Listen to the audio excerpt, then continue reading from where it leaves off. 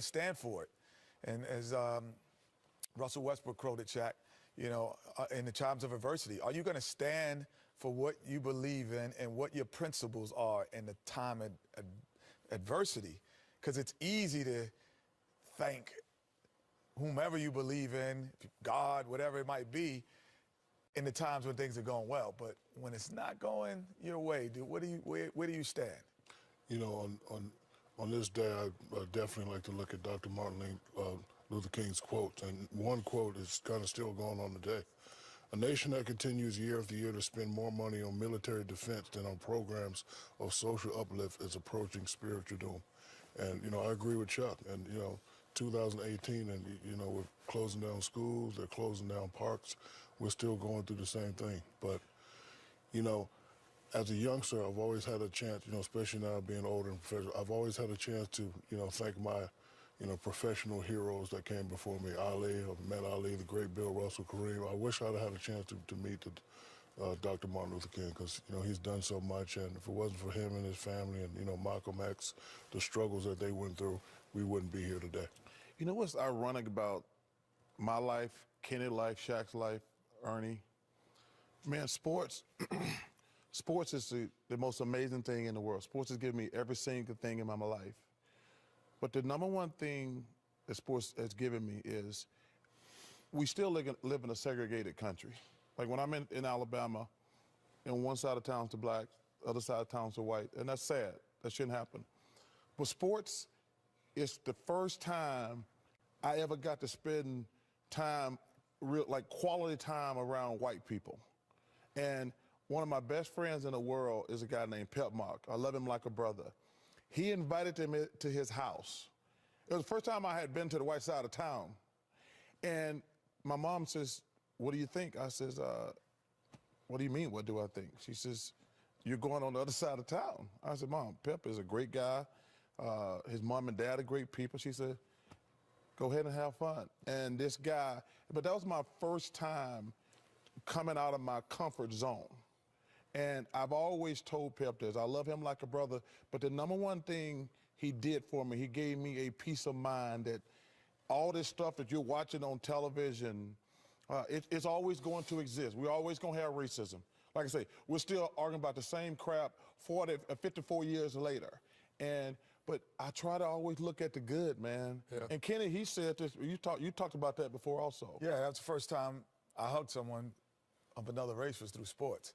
But I also think that it's generational now in 2018. It's also social and economic. Because the social and economic climate believes that because someone isn't as wealthy or as affluent as you, that they might not, and they might be of a particular color, that they're not as equal to you now, socially and economically. So it is not just, I think, in the 60s, and even it was just black, white, and it was very specific. And I think now it's becoming very socio-economic along with race. And I think we need the words, we need the dream, we need the actions of Dr. King as much now as we ever have. And I want to give a shout out to the NBA, Ernie, because what they do for this special day, because obviously the majority of our players are black. What David Stern started and Adam Silver continues to do, us making a big deal out of this holiday. Shout out to the NBA. As we reflect on the legacy of Martin Luther King Jr. and the civil rights movement today, Isaiah Thomas got the unique perspective of Dr. King's daughter, Dr. Bernice King, as well as the daughter of Malcolm X, Ambassador Adela Shabazz, on how they remember their fathers.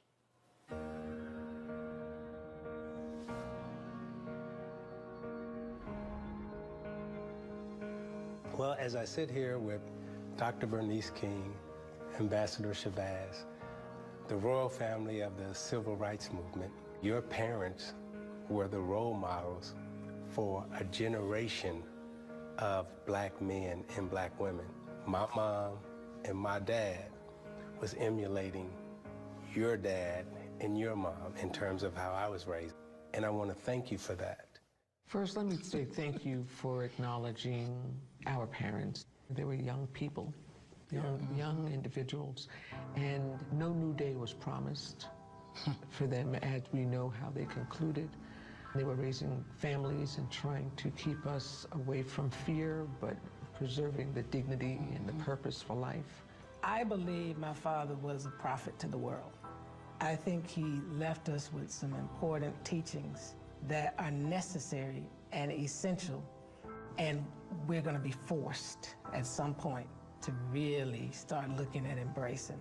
Our fathers are not accident in the way they led, the way they journeyed, the way they evolved, the way they understood, the way they served, the way they gave, the way they gifted. They believed it. But at the end of the day, you actually know that whisper that affirms that we are indeed part of the human family. History doesn't really tell us how connected your families were. They disconnect our families in the telling of history. They only met on one occasion. Well, no, but they communicated. So this is the thing: it's always documented they met on one occasion as if there was as if it was a hit and a run. Right. People don't realize that my father went down to Washington and he said, "Make sure Martin knows I'm here." Yeah. Because to have walked out would have been polarizing. Yeah. It's become so the intentionality. Right? Very specific, because this is not about me. Yeah, this is about how that message gets, if it's going to work. Yes. There was a relationship that sometimes even their own respective factions may not have wanted to blur, because we do that too. But they understood one another, and they were both at places where the plural mattered. That's the stuff people don't know about. Yeah.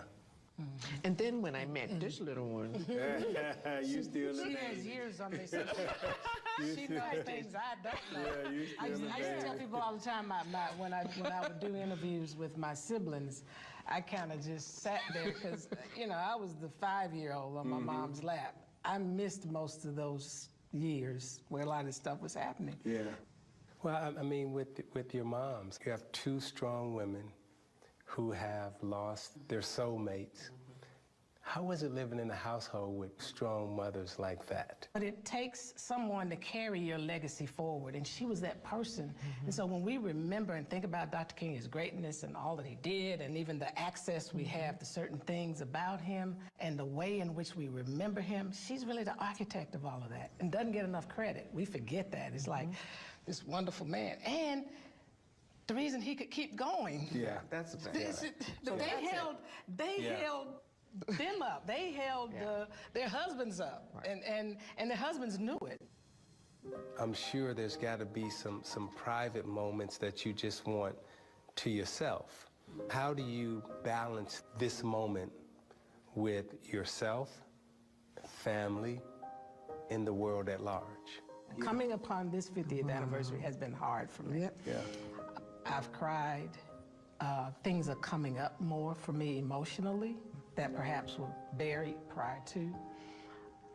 I'll be frank, there are times when I'm like, I don't like sharing this. I feel sometimes that, wow, everybody, quote unquote, gets to co-opt the moment. Yeah. And where am I in all of this? Because I was that little girl. And I can't remember anything about what happened on April 4th. Nothing. Yeah. I can remember April 9th, the funeral, because it was hot. There were a lot of lights. And I remember his voice being played. And because my mother had told me prior to, in preparing me, that when you see your father, he's not going to be able to speak to you anymore. He's gone to live with God. So when they played the voice, you told me he wouldn't be able to speak. So this little girl knew her father's voice. I'm looking for him. I'm confused, like he can't, but he's speaking. Where is he?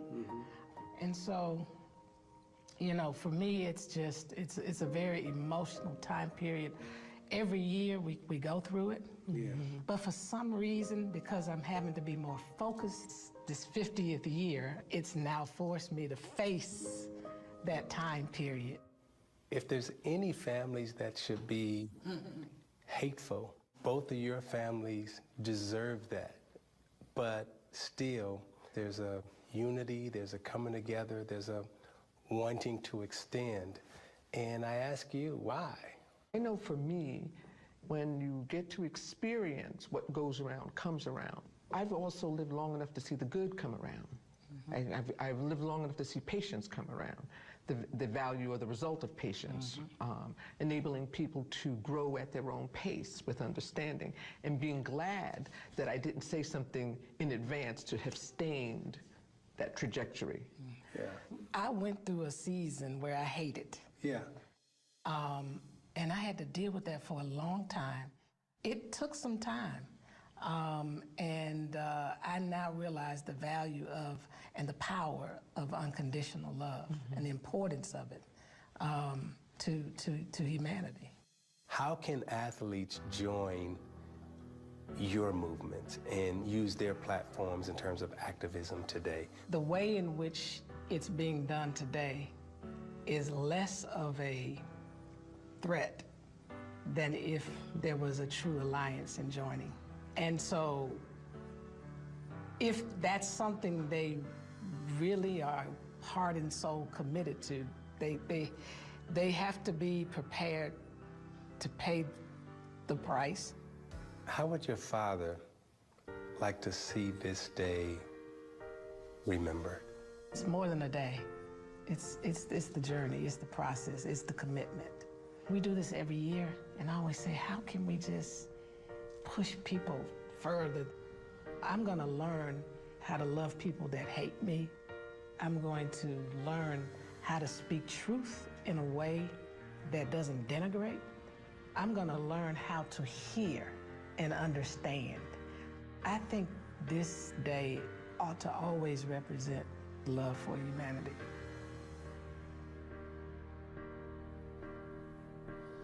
Conversation orchestrated as a Hall of Fame point guard would orchestrate it. Well done, Isaiah, for that.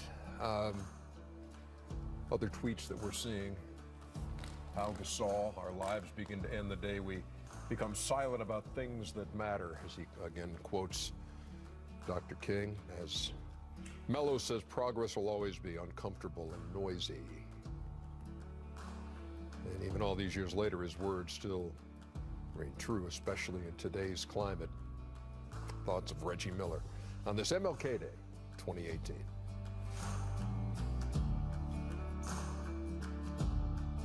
And we welcome you back to Studio J here in Atlanta. Well, Dr. King was born here in Atlanta in 1929. His life ended 39 years later in Memphis, Tennessee, where you will find the National Civil Rights Museum. Our Hall of Fame reporter David Aldridge went to Memphis, where he sat down with NBA Commissioner Adam Silver and Michelle Roberts, the executive director of the National Basketball Players Association, to discuss the lasting impact and legacy of Dr. King. This game, this weekend, has always been very important, to Memphis. Jason Wexler said it's our Super Bowl, basically. Is it especially poignant, or is it especially correct for the NBA of all leagues to understand the history of this place and this city, to have a team here, and to also really embrace all that this museum brings out in terms of people and their emotions and the history that's here? I remember years ago some people said, maybe you guys shouldn't be playing on Martin Luther King Day. It's like a lot of people have the day off. It's a holiday for a lot of people. And I think we ultimately came together and said, well, we can inspire people by playing today and by making it into something bigger than the game. And I think it was ultimately a collective decision that this is a terrific opportunity to educate people about the values that are important to this league. Obviously, not a single one of our current players was alive when Dr. King was killed. And what warms my heart is they all either understand or want to understand more about what the legacy was. And so I can't even imagine that the NBA would not be embracing this holiday in the way we do, and it just stands to reason that we would. Dr. King, towards the end of his life, he was expanding beyond civil rights to human rights. And I think that's also something we're particularly proud of, that we have a league that is majority African American, but it's very diverse in terms of ethnicity and nationalities. Close to a quarter of our league is born outside the United States now, and I think, and other important societal issues that this league has come to stand for. So the message is, as relevant, if it's possibly more relevant at this moment in time than ever before in our history. When I went on the balcony, I started sobbing. So I wonder what that experience was like for you all today. I think I'm glad it was really cold out there because I was stunned. And part of me thought there's something grotesque about being out here. And then the other part of me thought, and it's an interesting way to say goodbye and hello.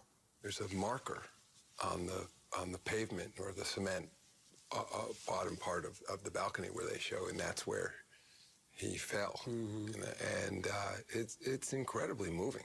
It's a fascinating mixture of, you know, here we are at the Lorraine Hotel, the actual hotel we were staying, but then a lot of very modern, interactive displays combined with it. It's a remarkable place to come visit. Do you believe that the times that we live in, and I'll just leave it at that, provide an opportunity for even more kind of joint appearances, joint programs between the league and the players to present an even more unified front than you already do? I think the answer is absolutely yes. Adam, I hate to compliment you too often. I don't want you to get carried away, but to the extent we have a commissioner and a league that rather than tries to suppress, but instead appreciates and is supportive, works well for me, because I do see that our population, our player population, is not going to ignore some of the events in our communities, but instead want to make a difference. They are woke. So as long as there's a need for people to be engaged, I don't think that we can expect our players to ignore that need.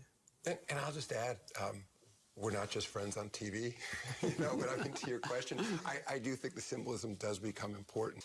It does seem to me that the NBA and has this group of players, both of color and from other countries, and a collection of wealth that probably doesn't exist anywhere else on Earth, right? I mean, probably right. You know, it just probably doesn't, right? So does that create an obligation even beyond what they're doing now? Whether there's an obligation or not is almost irrelevant, because the reality is that our guys and our gals are doers, and they're doing something, and maybe because of some sense of obligation. And then there may be others, maybe people in the audience who are saying, well, they should be doing that, they're wealthy. And it's completely irrelevant that they are. And they're doing it because they believe in it, without me or Adam or anyone else telling them that they have a responsibility to their communities. They're just acting. It's part of the DNA of being a player in this league, and you know, it's what Bill Russell and Oscar and others created from years ago, and that gets passed down. But I think that this enterprise, this economic engine that is the league, provides for a lot of lives. And I think that's something that we're both very proud of. And I think, talk about an obligation, I think that's why even when we sit in collective bargaining, I think we always feel that weight of responsibility, that it's not just about the players on the floor, it's not just about the managing partners of the teams, it's about this larger NBA community. When you watch that and you hear from Michelle and Adam,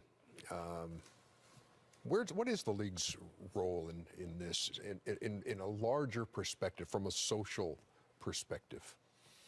I think, as an example, be exemplary. I think that is, again, with the larger number of players that are African American, but it's really about a human right. But then the economic power that not just the league has, but the individual players now have. So there's a bigger responsibility because of their economic potential that they have collectively or singularly. Salaries when we were playing, for a guy like, $2.5 million, $3 million, that was a big deal. A guy would sneeze at that kind of money this year in this economy. That's the minimum wage now. That's the minimum. Those were the best players in the league, and now that's the worst players in the league. So, guys are making 15, 20 million. So the responsibility and economic empowerment that they can actually possess, that's what I'm not sure they know yet. because it's new to them as well. And at 23, I'm not sure if I would know, or 24. And that's why it's important to kind of, especially, I think you, Shaq, because you have the economic power that they've had for a long time. And you've been able to display it in a lot of different areas and kind of showing them how to do that. And, you know, Charles has made a great deal of money. You know, I've made a great deal of money, but and not even to you guys, but nothing like what you have understood and what that really means in your community and as a responsibility and as a black man. You know, even before I played in the NBA, they've always done a great job of being committed, especially on this day. They do a lot of things in the community, and they've done a great job. You have to, you know, start off with David Stern and Adam Silver's doing a great job. But, you know, Dr. King's daughter said something very important. So if you're going to talk about certain issues, just be committed. Be committed full, because it's a full-time job. It was full-time for Malcolm X. It was full-time for Dr. King. It's full-time for every other leader that's, you know, trying to make a difference in our community. So that's my advice to all the players. I do like what Carmelo and let me just say one thing, though. It's interesting this year in sports, and you got the President of the United States insulting them NFL players who are having peaceful protests. And can you imagine if somebody, and Dr. King only believed in peaceful protests. The notion that it's bad to peaceful protest, because the only other protest is violent protest. So, but for the president to criticize them NFL players for having a peaceful protest, and if people would criticize Dr. King for having a peaceful protest, that's how far we still have to go. I love the quote, everybody can be great because anybody can serve. You don't have to have a college degree to serve. You don't have to make your subject and verb agree to serve. You only need a heart full of grace, a soul generated by love.